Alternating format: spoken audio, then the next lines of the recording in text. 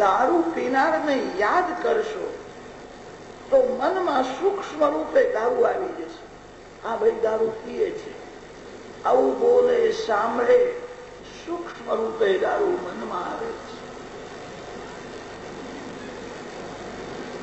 જે માયામાં ફસાયો છે, જે માયાના આધીન છે, એનું ધ્યાન કરશો, સ્મરણ કરશો, મનમાં માયા જ આવશે. ભગવાનને માયાનો સ્પર્શ થતો નથી. સૂર્ય પાસે અંધકાર જઈ શકે નહીં. ભગવાન માયા રહિત શુદ્ધ છે, પ્રકાશમય છે, સર્વથી શ્રેષ્ઠ છે. પરમાત્માના મંગલમય સ્વરૂપનું ધ્યાન કરો. ભગવાનનું ધ્યાન કરવાથી માનવમાં ભગવાનની શક્તિ આવે છે.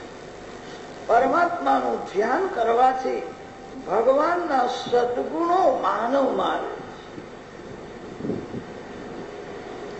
આજકાલ ઘણા લોકો શક્તિ વધારવા માટે ગોળીઓ ખાય. 2 રૂપિયાની 5 રૂપિયાની એવી ગોળી મળે છે જે ખાવાથી શક્તિ વધે છે. આપણા શાસ્ત્રોમાં એવું લખ્યું છે, રોગનો નાશ કરવા માટે તમે દવા લો એ યોગ્ય છે. શક્તિ વધારવા માટે દવા લેવાની જરૂર નથી. સંયમથી શક્તિ વધે છે. દવા ખાવાથી જે શક્તિ વધે છે એ ટકતી નથી. એ રાજસી શક્તિ છે. એ કોઈ દિવસ મનને બગાડશે, શક્તિ બહાર નીકળશે.